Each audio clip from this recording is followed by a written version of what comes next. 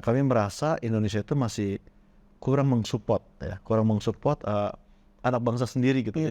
Jadi kami merasa ini negara saya bukan ya Indonesia ini, karena saya bertemu dengan teman-teman di BRIN juga saya sampaikan bahwa itu perusahaan asing yang sekelas sekelas besar-besar itu mereka didukung negara asalnya. Jadi yang di Amerika saya nggak sebut namanya, mungkin dari P atau A itu mereka didukung negara, padahal mereka itu sudah mungkin angka 700 triliun 1000 triliun per tahun. Bangsa Indonesia harus bangga, ini udah menciptakan obat yang bisa bersaing atau efikasi melebihi farmasi global. Itu kan harus bangga dan didukung. Nah, kami belum merasakan itu, Bu, di sini. Jadi kami belum merasakan ada dukungan seperti itu. Malah kami merasa ada pembelokan dan sebagainya, ada kepentingan pribadi yang dimasukkan di dalam aturan-aturan. Itu memang akhirnya sampai terasa ke kesehatan juga. Contohnya misalkan Badan POM ketika menolak inovasi terawan, itu nggak jelas gitu, karena takutnya menyaingi vaksin yang datang waktu itu. Nah itu hal-hal yang kayak gitu memang itu terjadi di negara kita. Kita itu banyak orang pintar-pintar di sini, banyak bahan-bahan yang sangat luar biasa. Tapi kalau sudah diteliti susah-susah, nanti dokter-dokternya itu tidak nganggap. Nah ini bagaimana caranya mindset kita itu semua berubah. Tanpa rasa patriotisme saya kira nggak akan bisa berubah. Ayo kita berubah, kita harus berubah untuk membangun negara ini lebih baik lagi, berdiri di atas kaki sendiri. Jangan selalu tergantung dengan produk-produk luar. Halo Bu Siti dan Pak Tony, bagaimana kabarnya hari ini? luar biasa. Baik, terima kasih. Saya senang banget hari ini bisa podcast lagi bersama Bu Siti dan juga Pak Tony. Baik nih, kita sebelum masuk ke pembahasan, saya dengar nih Pak Tony sangat mengidolakan Bu Siti. Boleh dong Pak dikasih tahu alasannya kenapa sih? Karena Ibu Siti itu luar biasa pemberani, berani demi bangsa dan negara. Jadi hampir tidak ada takutnya. Jadi sosoknya sangat kontroversial dan fenomenal. Mungkin kontroversialnya sudah kelas dunia, sampai begitu banyak negara itu mengidolakan Bu Siti Fadila. Ya, jadi sangat berani. Tindakannya melawan WHO, melawan hegemoni dunia, superpower gitu ya. Mungkin presiden pun tidak berani. Ibu Siti yang seorang Menteri Kesehatan berani, sangat-sangat luar biasa karena mencintai bangsa. Jadi langkah-langkah beliau itu luar biasa saya amati dan saya idolakan ya. Jadi saya termasuk juga ikut berani karena Ibu Siti ini. Jadi berani berkata apa adanya karena Bu Siti ya, semua demi bangsa dan negara. Itu saya mengidolakan Bu Siti karena beliau luar biasa, tulus ya, cinta bangsa ya, seorang pemberani dan fenomenal. Jadi sampai dihargai seluruh dunia. Terima kasih banget Pak Tony. Saya malu deh ya. Saya pikir saya ya memang sebagai seorang menteri ya harus begitu di dalam melindungi bangsa dan negaranya. Maksud saya cuma begitu. Tapi ternyata di dunia nggak ada yang seberani itu ternyata sampai sekarang, dan semua nurut saja saya dengan dominasi mereka. Dan dominasi mereka ini di bidang kesehatan itu sebetulnya bisa membahayakan kedaulatan negara kita, Pak. Betul. Ini mumpung ada Bu Siti nih, saya tuh kemarin mendengar ada podcast nih dari salah satu YouTuber, kalau Bu Siti tahu Om Deddy Corbuzier. Di situ saya melihat ada sosok dokter yang memang dia vokal membicarakan tentang kondisi farmasi di Indonesia gitu ya. Nah, tapi sayangnya memang obat-obatan yang disebutkan, obat-obat herbal yang disebutkan oleh sosok tersebut memang tidak dinotis sama Indonesia nih Bu. Kalau seperti yang tadi Pak Tony bilang kan, Bu Siti ini sosoknya sangat berani, super power, berani untuk melawan bahkan power di dunia gitu ya Bu ya. Seperti saya cari tahu tuh Ibu bahkan menentang WHO, pandemi flu burung, dan bahkan menang gitu Bu ya. Tidak hanya itu, bahkan sampai Bu Siti juga diikuti tindakan tersebut, diikuti sampai 128 negara ya Bu ya.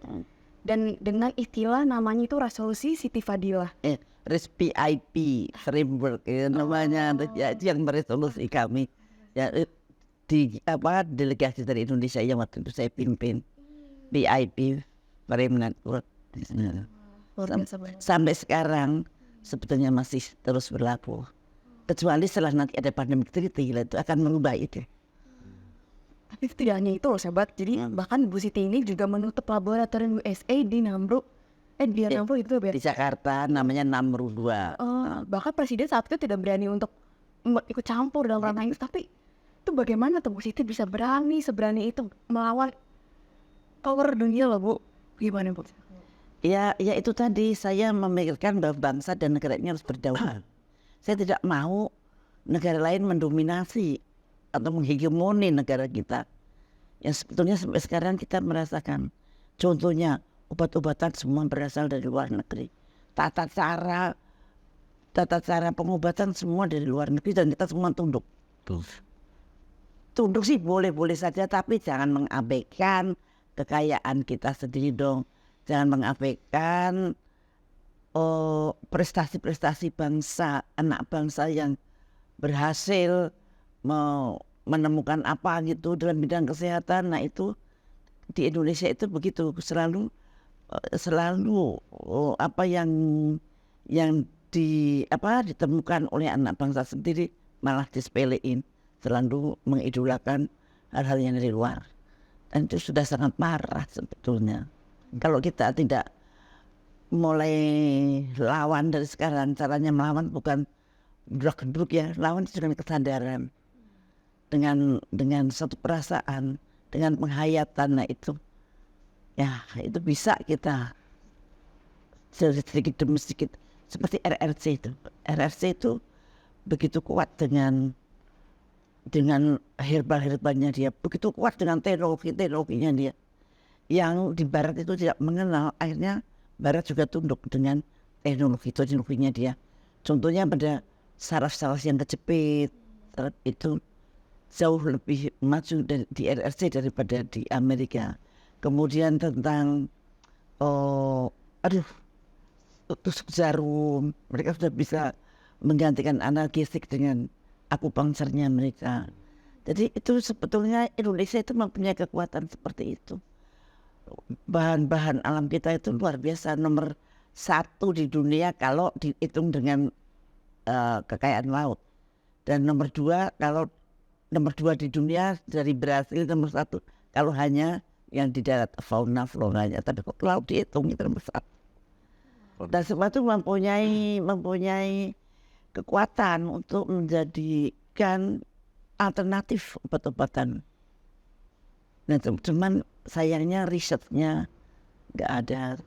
Orang-orang yang mempunyai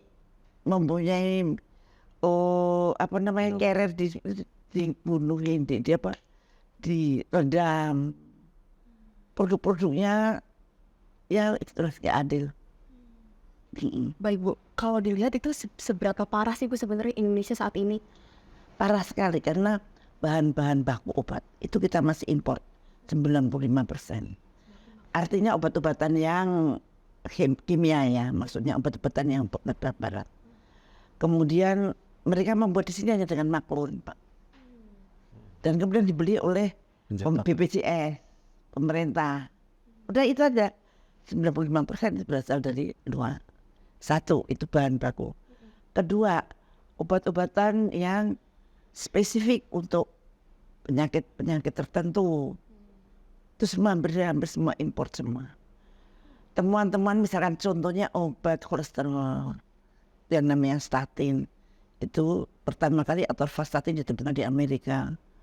Nah di Amerika harus menguasai pasar dunia. Caranya bagaimana? Nah caranya 1, FDA menyatakan itu obat yang terbaik berdasarkan penelitian internasional. Nah kemudian setelah dinyatakan begitu, itu pasti pakai uang miliar dolar ya. Dan dinyatakan FDA pun juga pakai dolar. Nah setelah itu mereka melalui perkumpulan atau organisasi spesialis, dokter-dokter spesialis internasional. Itu mereka sebarkan lewat situ, mengadakan seminar internasional di Eropa. Tuh dokter-dokter Indonesia dipiknikkan ke Eropa untuk mendengarkan temuan-temuan itu. Dan kemudian dia pulang ke Indonesia harus membuat itu menjadi guideline harus membuat itu, harus mengatakan pada dokter-dokter umum harus memakai ini berdasarkan guideline ini. Kalau sudah menjadi guideline, dokter-dokter harus nurut guideline itu. Kalau tidak, bisa disebut malpraktek. Malpraktek itu bisa dipidana, bisa Nah itu bayangin saja. Jadi mereka menyusun suatu kekuatan untuk menguasai pengobatan di seluruh negara di dunia dengan cara seperti itu. Ya, yang bisa melawan China, India dan China bisa memproduksi obat-obat bahan baku obat sendiri. Kita impor dari China maupun dari India. Yang bahan baku obat-obatan. Yang obat-obatan yang sudah jadi, yang mereka terpaksa juga memasarkan. Jadi cara pemasarnya begitu. Mereka bikin guideline itu urut-urutannya dari FDA ke biasanya American, kalau jadi jantung American Heart Association dengan European Society of Cardiology. Nah, ini pusatnya, perintahnya apa pada kita obat-obatan itu? Apakah obat-obatan itu untuk mengencerkan darah, mengencerkan pembekuan darah, ataukah obat-obatan itu untuk hipertensi, ataukah untuk diabetes, ataukah untuk yang begitu-begitu. Dan itu semua sudah didikte dari sana. Caranya mendikte halus sekali, bukan halus ya. Yang didikte itu diberi kesenangan, jadi nggak terasa kalau didikte gitu. Dan kalau tidak menulis itu dosa rasanya gitu. Nah itulah wujud dari namanya hegemoni atau dominasi eksploitatif. Kenapa saya katakan begitu? Mereka mendominasi cara berpikir dokter-dokter dan eksploitatif pada rakyat harus beli. Dan setiap obat yang ditemukan itu berlakunya harganya mahal banget, bisa sampai 50 kali lipat dari yang seharusnya. Berlakunya 20 tahun. Setelah 20 tahun, maka kita bisa membuat obat itu dengan namanya metu. Bahan bakunya dari mereka juga. Nah, itu. Maka setiap pasien jantung itu harus makan statin. Karena dasarnya adalah penelitian internasional. Ya nggak tahulah ya, pokoknya aturannya ini sangat valid, ini sangat ini gitu. Semua parameter yang mengatur mereka. Nah kita nggak terasa orang-orang pintar, dokter itu orang-orang pintar loh. Itu terjadilah mindsetnya. Sampai lupa kita tidak mengembangkan obat-obat yang sebetulnya kita bisa kembangkan. Produk-produk anak bangsa yang mestinya sangat berharga, mereka abaikan. Dan bukan hanya dokter yang mengabaikan, bahkan pemerintah menyudutkan dengan satu cara-cara, misalkan Badan POM mempersulit. Seharusnya Indonesia harus mempunyai cara sendiri untuk mengizinkan temuan-temuan anak bangsa ini untuk menjadi alternatif dari obat-obatan dari luar. Tentu saja dengan hasil-hasil yang bisa kita percaya, misalkan efikasinya jelas, efektivitasnya jelas, side effect-nya juga jelas, tidak ada dengan teknologinya yang mutakhir gitu. Nah itu yang menjadi masalah kefarmasian di Indonesia. Kita masih sangat terjajah sampai detik ini. Saya juga baru terbuka pikirannya setelah tadi berbicara seperti ini. Tapi kalau untuk Pak Tony nih sebagai chairman dari biotek farmasi, kan obatnya khususnya herbal nih Pak. Strugglingnya seperti apa nih Pak berkembang di Indonesia? Boleh Pak? Ya, sampai saat ini ya sangat jarang rumah sakit di Indonesia itu mempreskripsi herbal. Jadi waktu saya lihat podcastnya Dr. Chair dengan Deddy Corbuzier, saya menghargai beliau karena beliau itu berani.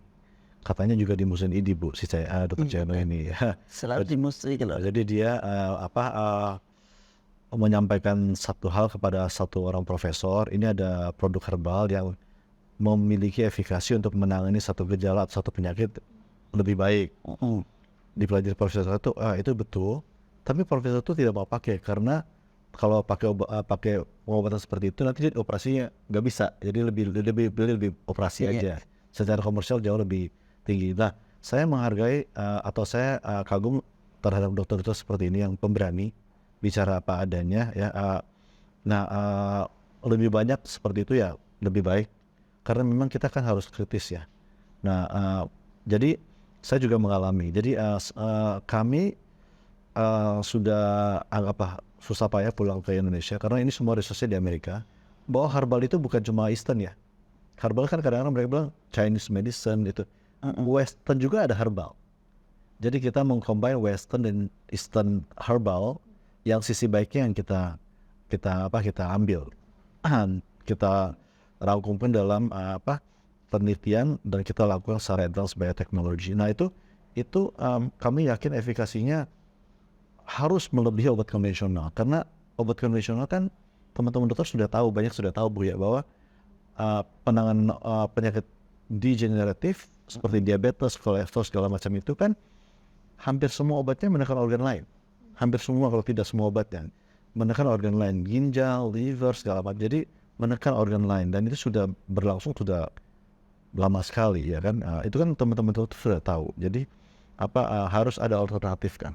Jadi kita menciptakan obat supaya bisa menangani atau menekan gejala tertentu tapi tidak menekan organ lain.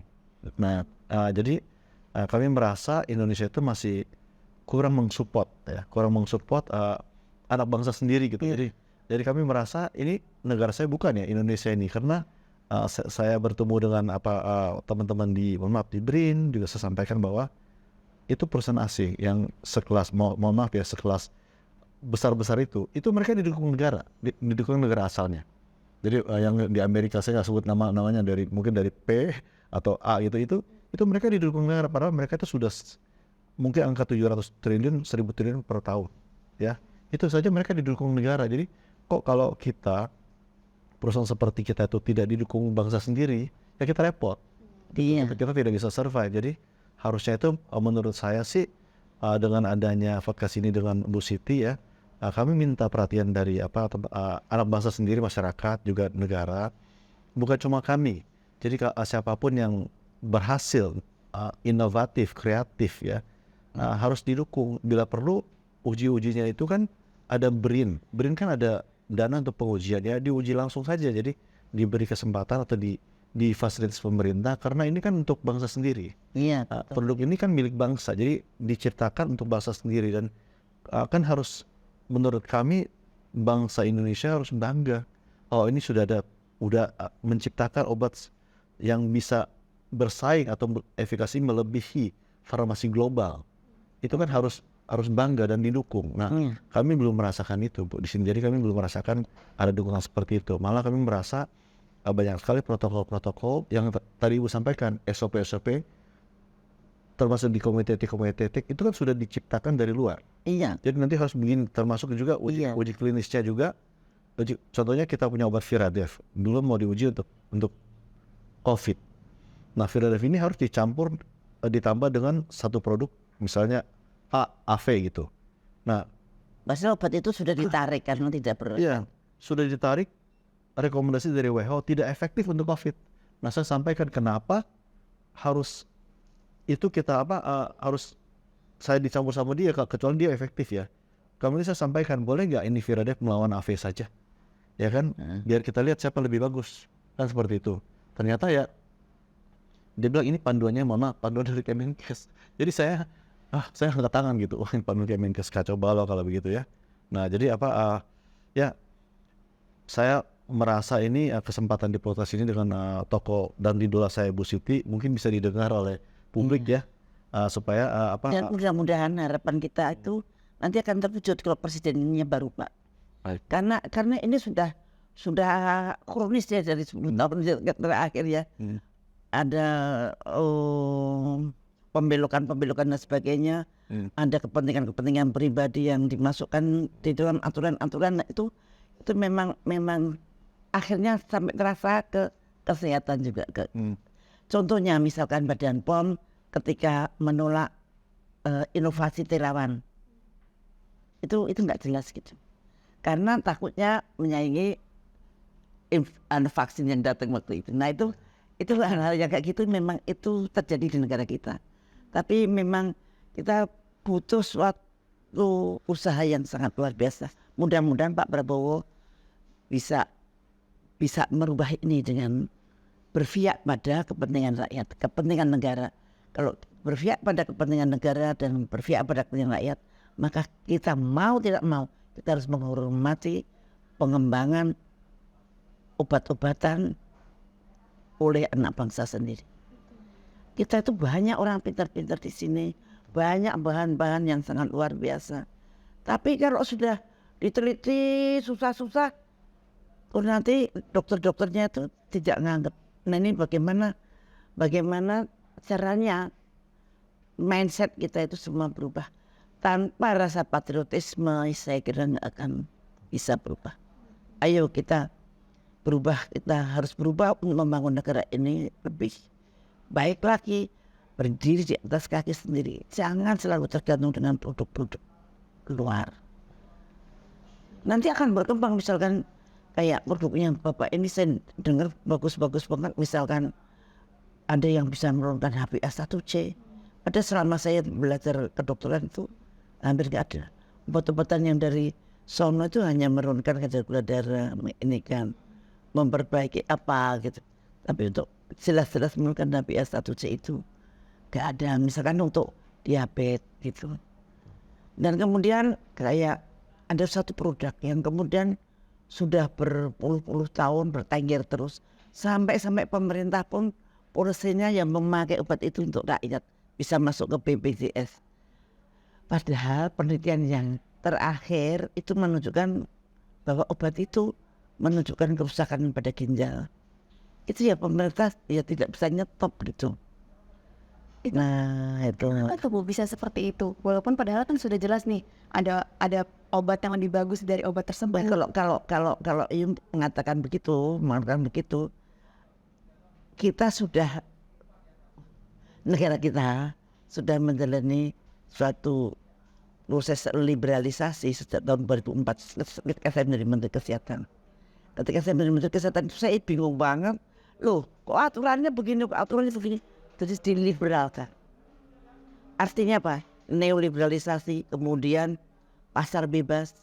Artinya pemerintah itu memang diputus tangannya untuk merangkul rakyatnya gitu. Jadi sistemnya dibiarkan saja pasar bebas. Lah ya kita kalah kalau kita bertarung dengan mereka gitu. Obat-obatan akan yang satu di sini wah ini ada penelitiannya begini, di sini ini nggak ada penelitiannya, harus dibuang aja. Nah itu nggak bisa kayak gitu. Pemerintah harus melindungi apa yang berkembang di negaranya supaya siap untuk berkompetisi dengan yang dari luar. Itu Cina, kita bisa niru Cina. Cina itu teknologi barat juga masuk, tapi teknologi domestik juga bersaing, malah sekarang pada niru. Lebih canggih kan? Canggih. Nah itu mestinya kita tiru yang baik, yang nggak baik ya kita nggak usah tiru.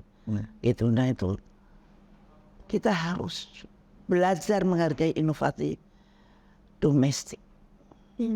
Mbak Bu Siti, kira-kira tuh apa ya Bu? Bagaimana caranya perubahan kecil yang bisa kita lakuin supaya mungkin dinotis pemerintah kalau kita sudah mau melakukan hal yang lebih baik gitu, apa sih Bu biar berubah gitu, ada yang berubah? Itu tidak gampang ya karena itu berubah mindset. Mudah-mudahan saya sih berharap Pak Prabowo bisa merubah. Pak Prabowo mempunyai suatu nuansa yang agak berbeda. Patriotisme. Ya, dia seorang pasus yang mempunyai sabda marga. Dia dari partai yang ADART-nya itu UD 45 18 Agustus. Artinya ini sangat berpihak pada rakyat. Kenapa sekarang semuanya itu rakyat itu terbengkalai, selalu tidak berpihak pada rakyat? Karena undang-undang dasarnya berubah menjadi undang-undang dasar 2002. Kalau kembali ke UD 45 seperti semangatnya partainya Pak Prabowo, maka rakyat akan berdaulat. Rakyat akan berdaulat, maka kesehatan juga akan berdaulat, farmasi Indonesia akan berdaulat, herbal akan berdaulat, produk-produk dalam negeri akan berdaulat. Nah itu untuk kita memang menghadapi lawan yang sangat luar biasa, tapi jangan putus asa. Pak Tony harus kuat dan Pak Tony harus patriotismenya terus berkibar untuk menjadi contoh dari bangsa ini untuk maju ke depan. Saya mengharap, karena terus terang aja produk-produknya sangat luar biasa loh Bapak. Bu. Saya kebetulan saya juga mencoba sendiri begitu. Jadi tadinya dari obat yang saya nurut dengan guideline itu, kemudian saya berubah mencoba dan ternyata sangat luar biasa. Sampai sekarang saya masih ini, makanya saya datang kemari untuk berbincang-bincang karena pengen menularkan satu semangat ini, kedua bahwa produksi dalam negeri itu tidak lebih jelek daripada produksi dari luar. Bahkan produksi dari luar itu kita tidak tahu menahu, kita nggak tahu apa yang dimainin di FDA, karena emangnya FDA Betul. bersih, Enggak. belum tentu. Nah, cuma satu, Badan POM dan BRIN harus duduk bareng untuk membicarakan bagaimana bisa produk-produk, apakah itu suplemen, apakah itu tapi dari herbal, itu bagaimana bisa menjadi tuan di negeri sendiri. Nah itu harus, tangan pemerintah harus menolong itu Pak. BRIN sama Badan POM, ayo coba duduk bareng. Bagaimana Anda ini berpihak kepada produk-produk herbal yang ada di Indonesia. Padahal di sini sudah ada produk herbal itu macam-macam, ada yang kayak empon-empon, kayak jamu. Lah ini dosisnya, ininya belum, ini paling sudah terdaftar lah ya. Ini tambah ini gitu. Tapi ini empon-empon, itu namanya jamu. Dan jamu ini sudah diakui oleh UNESCO. Jangan berhenti di situ. Lebih atasnya lagi ada yang terstandar. Kemudian di atasnya lagi ada fitofarmaka. Dan ada teknologi baru yang bisa meningkatkan efektivitas dari isi dari herbal itu atau komponen-komponen herbal itu menjadi lebih nyata dan menyingkirkan side effect-nya itu dengan teknologi bioteknologi. Nah, ada seperti ini kok didiamkan saja. Ini sebetulnya suatu hal yang harus betul-betul kita hargai, betul-betul kita maju ke depan. Baik Bu Siti, kan berarti tadi Bu Siti juga sharing ya ke kita semua. Jadi sebenarnya Bu Siti sudah pernah mengikuti guideline dari pemerintah menggunakan beberapa obat. Namun tuh bagaimana tuh pengalamannya sampai akhirnya? Ya adalah side effect-nya ke ginjal saya, GFR saya tadi turun, kemudian HbA1c saya juga tidak turun-turun, dan kemudian saya mencoba dengan produknya Pak Tony ini, dan ternyata HbA1c saya turun dari 6,5 menjadi 5,6 selama 2 bulan. Dan kemudian side effect yang di ginjal juga, kreatinin saya jadi turun dan GFR saya jadi naik. Nah ini jadi saya sayang banget kalau produk-produk seperti ini tapi tidak tersosialisasikan dengan baik begitu. Banyak loh orang yang membutuhkan tapi nggak tahu.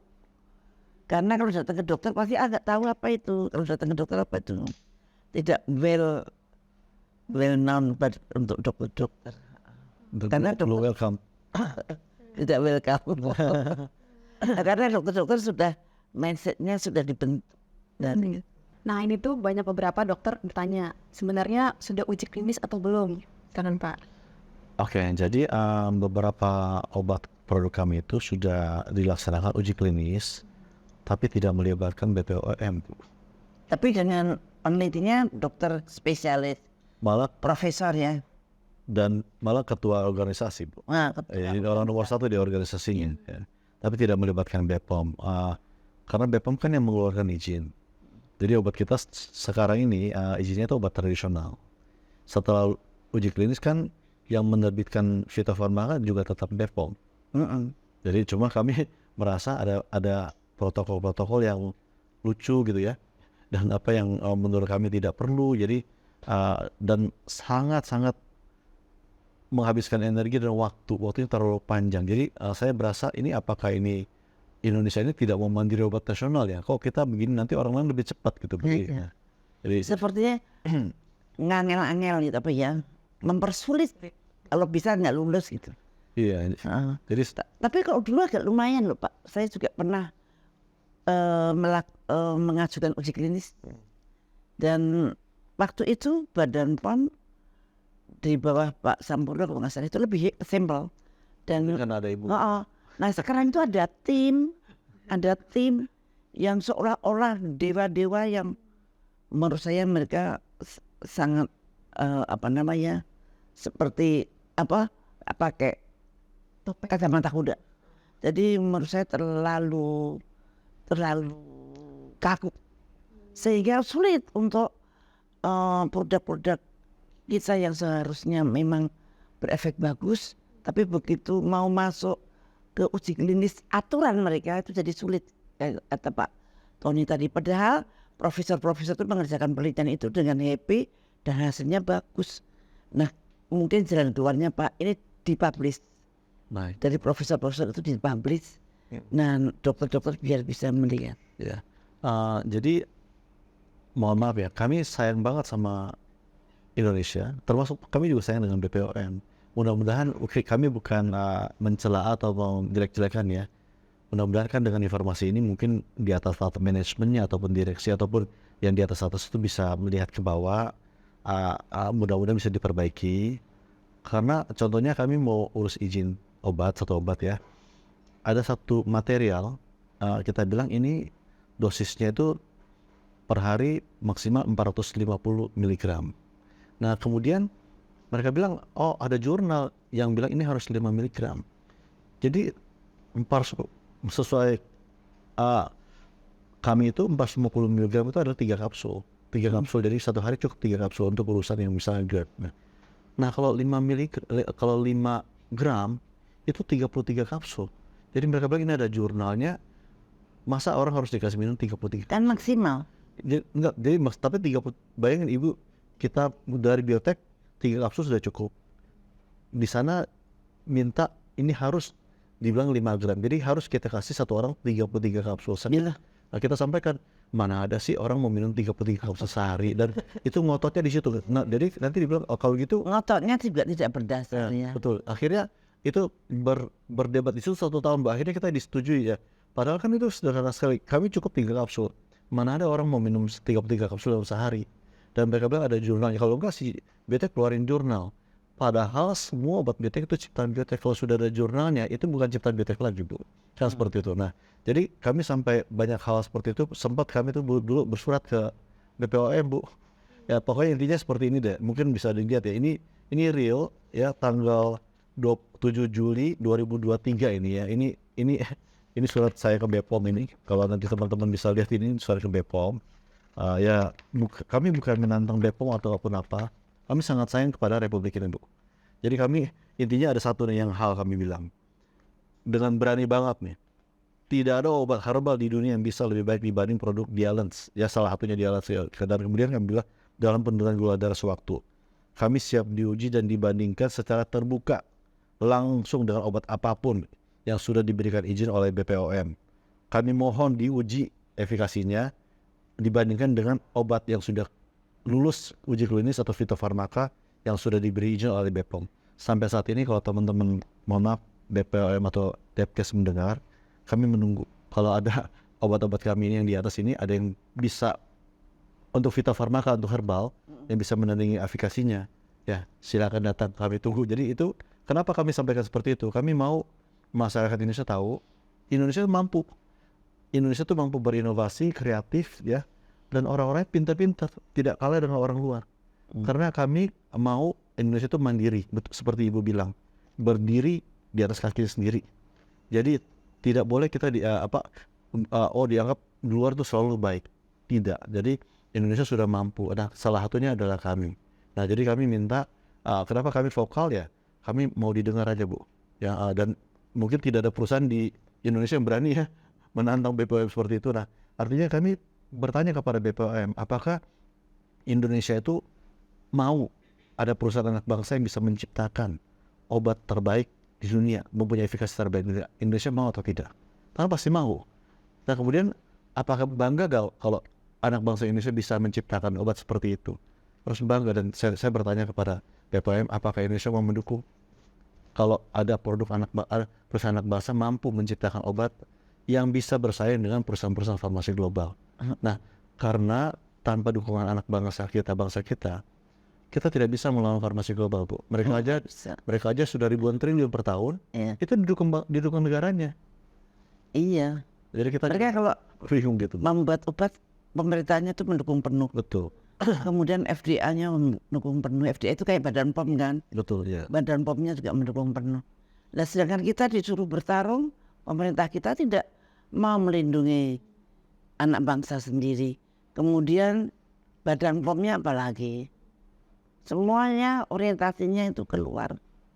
Nah itu yang menyedihkan. Mudah-mudahan podcast ini menyadarkan pemerintah, insya Allah pemerintah yang akan datang itu untuk introspeksi bagaimana harus membangun produk-produk kesehatan oleh bangsa kita sendiri, produk-produk anak bangsa yang harus kita hargai. Kalau kita tidak menghargai produk anak bangsa, siapa lagi yang mau menghargai?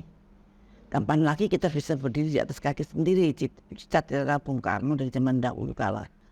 Nah ini adalah momentum untuk berubah. Mudah-mudahan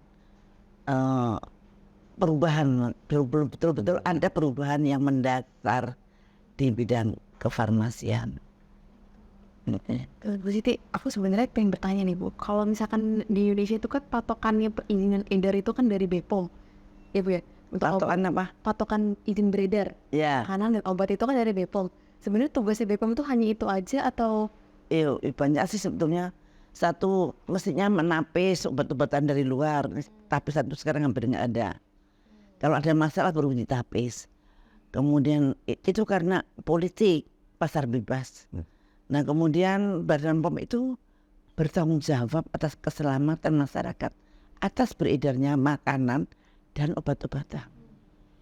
Tapi Anda sekarang udah mengalami sendiri obat vaksin AstraZeneca ternyata membahayakan.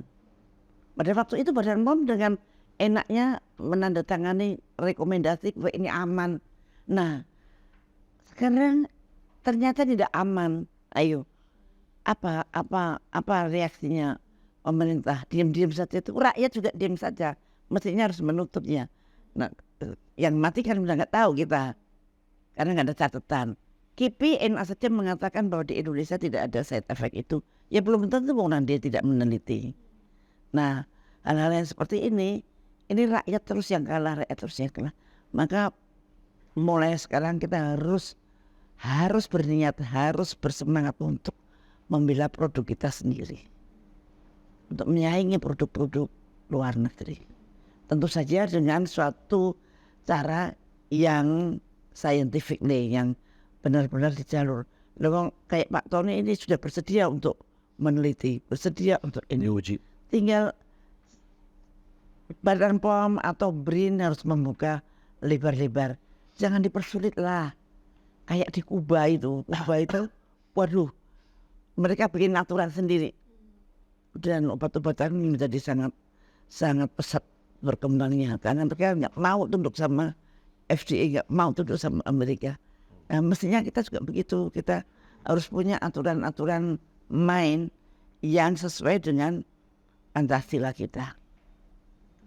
Sehingga obat-obatan herbal, obat-obatan produksi anak bangsa mempunyai tempat di negeri sendiri.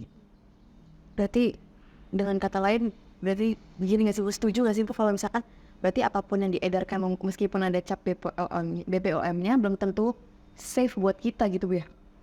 Dengan kata lain Sekarang gitu. Nah makanya ini introspeksi untuk Badan POM. Jangan begitu lagi. Ayo buka dong pintu lebar-lebar untuk menghargai inovasi-inovasi anak bangsa sendiri. Kalau perlu aturan-aturan yang begitu kaku seperti FDA yang jangan terlalu kaku lah misalkan. Oke, terakhir nih ya Bu, Bu Siti, pesan dan yang ingin disampaikan untuk masyarakat dan pemerintah saat ini juga boleh. Ya. Oke, pesan saya untuk pemerintah yang akan datang tentu saja kalau sekarang tinggal berapa bulan sih sampai ke 20 Oktober. Untuk pemerintah yang akan datang, mudah-mudahan Badan POM lebih membuka pintu untuk menghargai inovasi-inovasi anak bangsa di bidang kefarmasian, di bidang herbal, di bidang bioteknologi, di bidang fitofarmaka. Bagaimana supaya kita berdiri di atas kaki sendiri dengan produk-produk dalam negeri. Jadi kita pelan-pelan kita supaya mudah-mudahan sekian tahun lagi kita betul-betul tidak butuh lagi impor obat-obatan. Nah itu, jadi kita betul-betul menjadi negara yang berdaulat, yang bisa berdiri di atas kaki sendiri dalam melindungi rakyatnya di bidang kesehatan. Terima kasih. Silakan.